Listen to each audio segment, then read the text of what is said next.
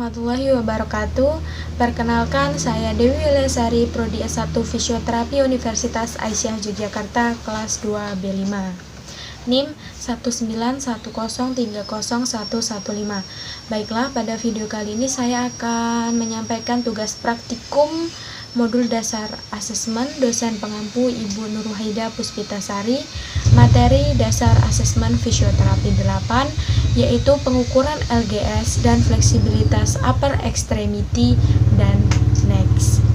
Pada kesempatan ini saya akan menjelaskan mengenai teknik pengukuran LGS pada regio sendi shoulder. Untuk melakukan pemeriksaan ini kita membutuhkan persiapan. Yang pertama yaitu menyiapkan bed, kursi atau meja untuk pasien. Yang kedua, menyiapkan pencatat untuk mencatat hasil pengukuran LGS. Yang ketiga yaitu menyiapkan goniometer. Untuk goniometer dapat digunakan untuk menentukan posisi sendi yang tepat dan jumlah total dari gerakan yang dapat terjadi pada suatu sendi.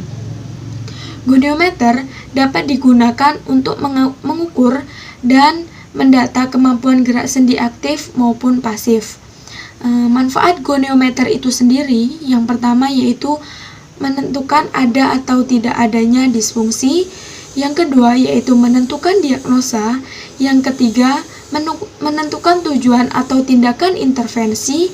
Yang keempat yaitu mengevaluasi peningkatan atau penurunan dari target intervensi.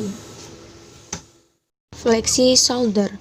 Fleksi shoulder dilakukan dengan cara mengangkat tangan ke atas semampu pasien. Goniometer diletakkan pada titik fulcrum atau aksis tuberositas mayor pada bagian lateral. Setelah gerakan pasien terhenti, putar goniometer bersamaan dengan gerakan yang dilakukan pasien saat pasien menghentikan gerakan. Sudut yang terbentuk sekitar 0-90 derajat. Anvilnya yaitu elastis. Ekstensi shoulder. Ekstensi shoulder dilakukan dengan cara mendorong tangan ke belakang semampu pasien. Goniometer diletakkan pada titik fulcrum atau aksis tuberositas mayor pada bagian lateral. Setelah gerakan pasien berhenti, kemudian putar goniometer bersamaan dengan gerak yang dihentikan pasien. Sudut yang terbentuk sekitar 0-45 derajat. Anvilnya elastis. Abduksi shoulder. Abduksi shoulder dilakukan dengan cara mengangkat tangan ke samping hingga ke atas semampu pasien, sehingga posisi pasien menjauhi bidang sagital atau tangan digerakkan menjauhi tubuh dan menuju ke arah kepala atau kranial. Goniometer diletakkan pada titik fulcrum atau titik aksis, prosesus acromion pada bagian posterior. Saat gerakan pasien berhenti, putar goniometer bersamaan dengan gerakan yang dilakukan pasien saat pasien menghentikan gerakan. Sudut yang dibentuk sekitar 0-180 derajat, anvilnya elastis harder. Abduksi shoulder. Abduksi shoulder dilakukan dengan cara mengangkat tangan ke arah dalam tubuh semampu pasien. Goniometer diletakkan pada titik fulcrum atau aksis prosesus acromion pada bagian ventral. Saat gerakan pasien berhenti, putar goniometer bersamaan dengan gerakan yang dilakukan pasien.